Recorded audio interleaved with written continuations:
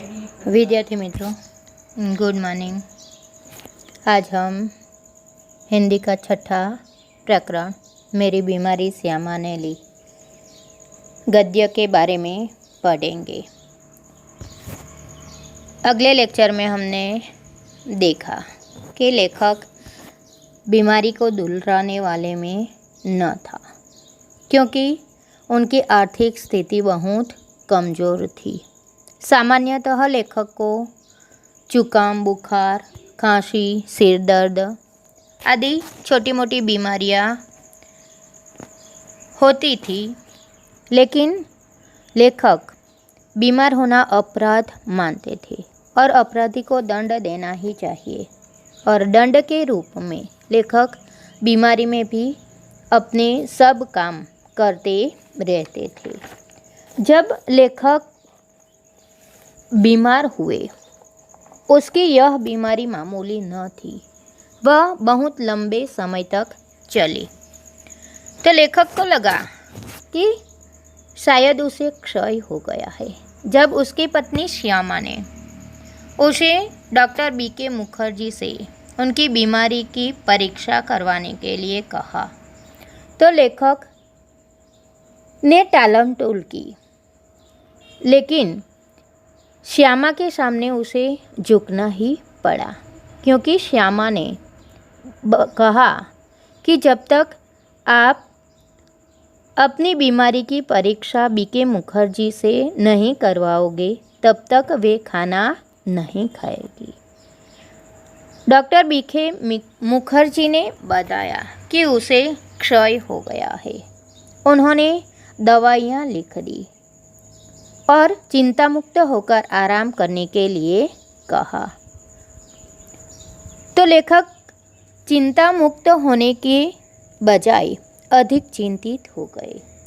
उसे ऐसा लगा कि क्या उसकी मौत नज़दीक आ गई है? क्या उसका जीवन इतना ही है? उन्होंने अपने जीवन में संघर्ष ही किया है, दुख ही सहन किए हैं, तो क्या इसलिए ही उसे यह जीवन मिला? सबसे अधिक चिंता उसे श्यामा की थी। वह सोच में पड़ गए कि क्या श्यामा के भाग्य में भी वैधव्य लिखा है? लेखक को मरने से पहले जीना कठिन लगा।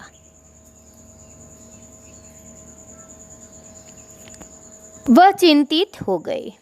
आपको एक प्रश्न पहले पैराग्राफ में से पूछा जाता है कि सामान्यतः लेखक को कौन कौन सी बीमारी रहती थी। सामान्यतः लेखक को कौन कौन सी बीमारी रहती थी? तो सामान्यतः लेखक को कौन कौन सी बीमारी रहती थी? तो जुकाम, बुखार, खांसी, सिर दर्द आदि बीमारी रहती थी। दूसरा प्रश्न कि लेखक को मरने से पहले जीना क्यों कठिन लगा? लेखक को मरने से पहले जीना कठिन क्यों लगा?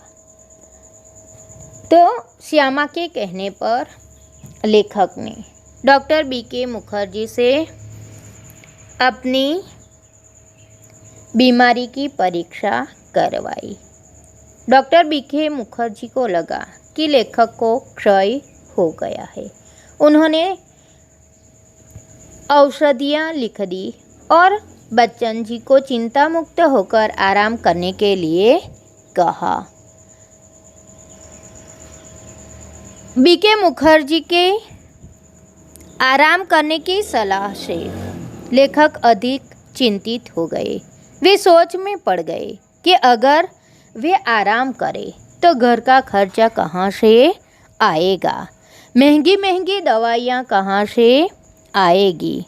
उसके सिर पर जो कर्ज चढ़ा है, वह कर्ज वह कैसे चुकाएगा? उनका छोटा भाई शालिग्राम है, उसकी तनख्वाह यानी आमदनी वेतन बहुत कम है, वह घर में पैसे दे सकेगा नहीं, तो परिवार का गुजारा भी कैसे होगा। यह चिंता में लेखक को मरने से पहले जीना अधिक कठिन लगा। मरने से मुझे डर नहीं था, वह मुझे कठिन भी नहीं लगा। कठिन लगा मरने से पहले जीना। पूरे आराम के अर्थ होंगे ट्यूशनें छोड़ दूँ, स्कूल से छुट्टी ले लूँ, ज़्यादा लूँ तो बगैर तनख्वाह के लेने को तैयार हूँ। फिर घर का खर्च कैसे चलेगा। शालिग्राम केवल अपनी तनख्वाह के बल पर घर नहीं चला सकेगा। कल उनकी बदली हो सकती है, तब वे एक पैसा भी घर भेजने की स्थिति में न होंगे। महंगी महंगी दवाइयाँ कहाँ से आएगी। किताबों से आमदनी अनियमित और अनिश्चित है। कर्ज भी अदा करने को कम नहीं है। श्यामा ने मेरी बीमारी सुनी तो कांप उठी। वह तुरंत संभल भी गई, दृढ़ भी हो गई, जैसे उसने पल भर में अनुभव कर लिया कि उसका कांपना मैं सहन नहीं कर सकूंगा। इस खबर से मेरे माता पिता को तो लकवासा मार गया। लकवासा मार जाना यानी लकवासा मार जाना, स्तब्ध रह जाना, स्तब्ध रह जाना। पिताजी धैर्यवान व्यक्ति थे। उन्होंने मुझसे कहा, घबराओ नहीं, हम घर बेचकर तुम्हारा इलाज करेंगे। शालिग्राम असमर्थता की एक उछांस लेकर रह गया। उछांस यानी निराशा सूचक सांस। शालिग्राम लेखक के छोटे भाई है। उसकी तनख्वाह बहुत कम है। लेखक की आर्थिक स्थिति भी बहुत कमजोर है। लेखक चिंतित हो गए कि आराम करने का अर्थ स्कूल से छुट्टी ले लूँ, ट्यूशनें बंद कर दूँ, किताबों की बिक्री अनियमित है तो घर का खर्च कहाँ से आएगा। शालिग्राम की अगर बदली हो जाए तो वह एक पैसा घर भेज नहीं सकेगा, तो महंगी महंगी दवाइयाँ कहाँ से आएगी। परिवार का गुजारा कैसे होगा। सिर पर जो कर्ज चढ़ा है वह कैसे अदा करूँगा। इसकी चिंता में लेखक को मरने से पहले जीना कठिन लगा। श्यामा भी लेखक की बीमारी सुनकर कांप उठी। कांप उठना यानी घबरा जाना, लेकिन वह तुरंत संभल गई, दृढ़ हो गई, क्योंकि उन्होंने अनुभव कर लिया कि अगर वे डर जाएगी, लेखक की बीमारी से अगर वे डर जाएगी तो लेखक अपने आप को संभाल सकेगा नहीं। इसी कारण वे कांप कर तुरंत संभल गई। यह प्रश्न भी आपको पूछा जाता है कि श्यामा कांप कर तुरंत क्यों संभल गई। श्यामा कांप कर क्यों तुरंत संभल गई। तो श्यामा ने अनुभव कर लिया कि उसका कांपना मैं सहन नहीं कर सकूँगा, इसलिए श्यामा तुरंत ही संभल गई। जब लेखक के माता पिता को पता चला कि लेखक को क्षय हुआ है तो वह स्तब्ध रह गए, लेकिन उनके पिताजी धैर्यवान व्यक्ति थे। उन्होंने लेखक को आश्वस्त करते हुए कहा कि घबराओ नहीं, हम घर बेचकर भी तुम्हारा इलाज करेंगे। शालिग्राम लेखक का छोटा भाई है। वह घर का खर्च निकालने में असमर्थ है। वह एक निराशा सूचक सांस लेकर रह गया। वह कुछ बोल सका नहीं। मैंने कुछ दिनों के लिए ट्यूशन और स्कूल से छुट्टी ले ली। किताबों की बिक्री से कुछ रुपये पड़े थे, उनसे दवाएं मंगा ली और चारपाई पर लेट गया। श्यामा की सेवा साकार हो गई। श्यामा की सेवा साकार हो गई यानी श्यामा सेवा की मूर्ति बन गई। लेखक ने स्कूल से छुट्टी ले ली, ट्यूशन भी बंद कर दिया। किताबों की बिक्री से जो कुछ रुपये मिले थे उनसे दवाएं मंगवा ली और आराम करने लगे। श्यामा उसकी पत्नी थी, अर्धांगिनी थी। वह अपने पति की सेवा में रत हो गई। डॉक्टर ने निश्चिंत होकर आराम लेने के लिए कहा था।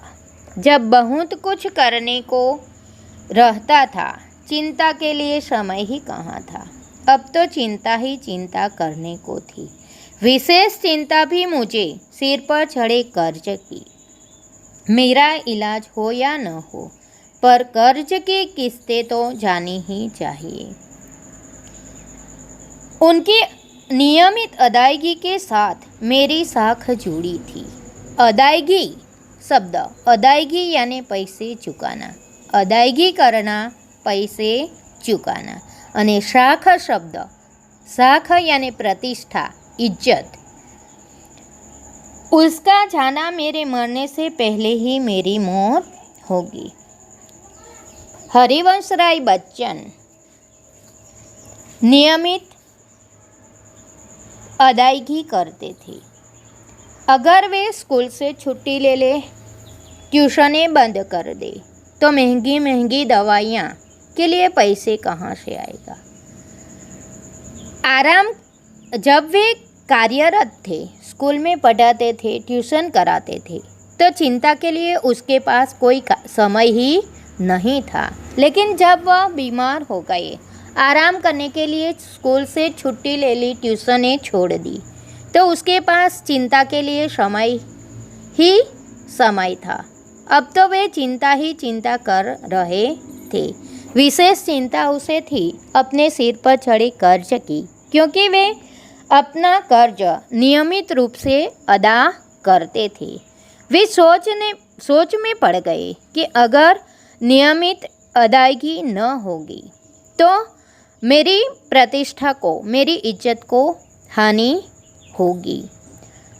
अगर अपनी प्रतिष्ठा नष्ट हुई, इज्जत गई, तो उसका जाना यानी उसकी प्रतिष्ठा का जाना उसके मरने से पहले ही मौत होने के बराबर होगी। श्यामा के लिए मैं पारदर्शी दर्पण था। पारदर्शी शब्दों के लिए शब्द समूह, जिसके आर पार देखा जा सके, जिसके आर पार देखा जा सके, पारदर्शी। उसने पूछा, किस बात से चिंतित हो? चिंता ही खाती रहेगी तो दवा क्या लाभ पहुंचाएगी? मैंने कहा, ट्रैक्स सोसाइटी के मुझ पर 400 कर्ज है, करीब 100 अन्य मित्रों के। उसने जो उत्तर दिया उससे मैं चौंक पड़ा। चौंकना यानी चकित हो जाना। और सहसा उठकर उसे घूर कर देखने लगा। घूर कर देखना यानी आंखें गड़ा कर देखना।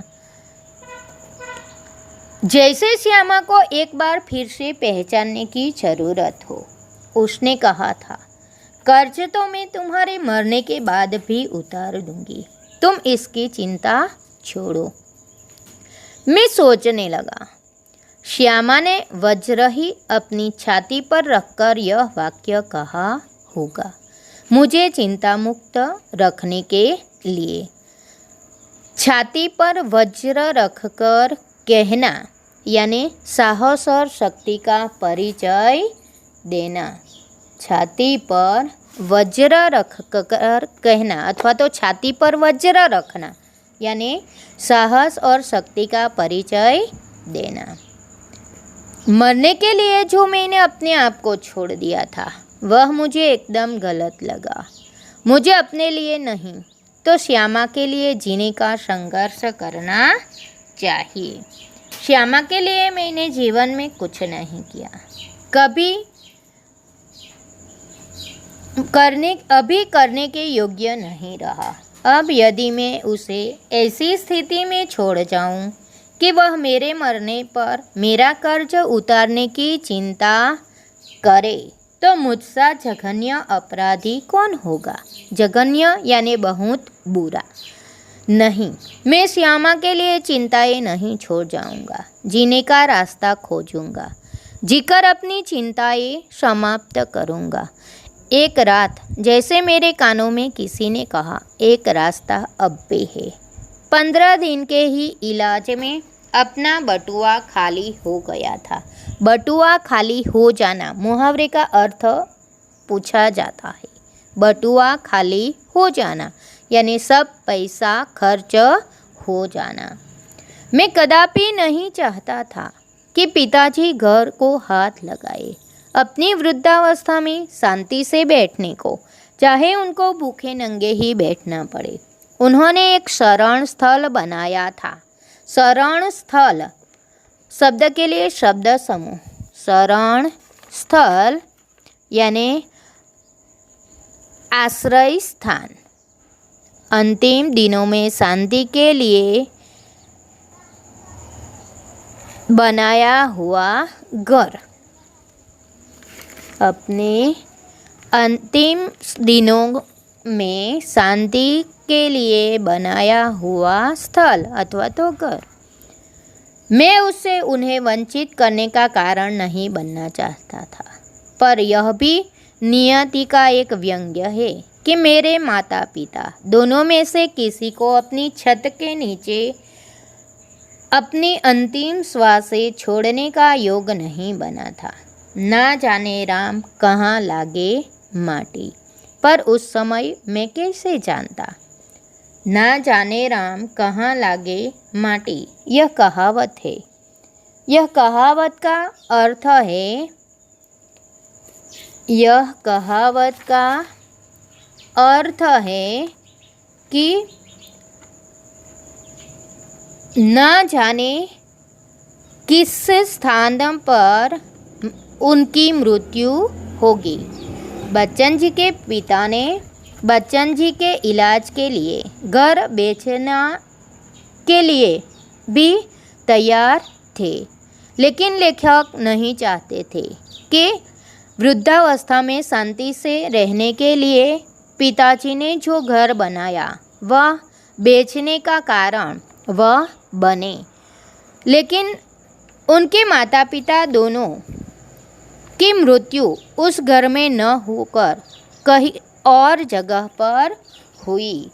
इसीलिए लेखक ने यह कहावत बताई है कि न जाने राम कहाँ लागे माटी।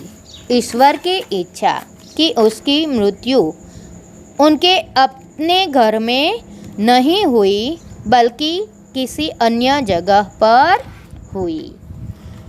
श्यामा लेखक को चिंतित देखकर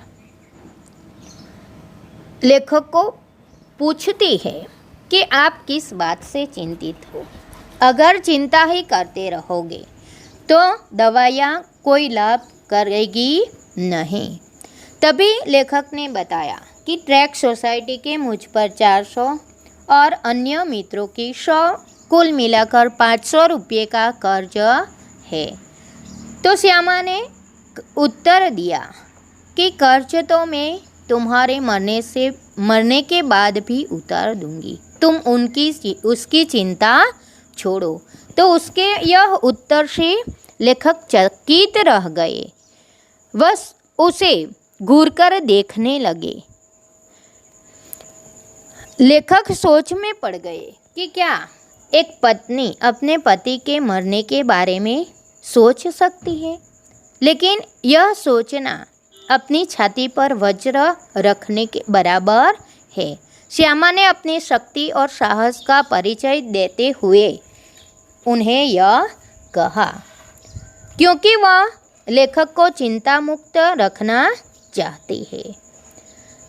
उनका यह वाक्य सुनकर लेखक ने सोचा कि मुझे अपने लिए न सही श्यामा के लिए जीने का संघर्ष करना चाहिए, क्योंकि अपने जीवन में आज तक श्यामा के लिए कुछ नहीं किया, अब कुछ करने के योग्य भी नहीं रहा। अगर श्यामा के सिर पर कर्ज उतारने की चिंता छोड़ जाऊं तो मुझसे बड़ा अपराधी कोई नहीं होगा। लेखक ने मन ही मन निश्चय कर लिया कि मैं श्यामा के लिए चिंता नहीं छोड़ जाऊंगा। मैं जीने का रास्ता खोजूंगा और चिंताएं समाप्त करूंगा। लेखक के पास जो कुछ पैसे बचे हुए थे वह 15 दिन के इलाज में ही खर्च हो गए। लेखक नहीं चाहते थे कि जो घर वृद्धावस्था में शांति से बैठने के लिए उनके पिता ने बनाया था, उसका एकमात्र शरण स्थल था, वह बेचना पड़े। लेखक के माता पिता दोनों की मृत्यु अपने एकमात्र शरण स्थल की छत के नीचे नहीं हुई।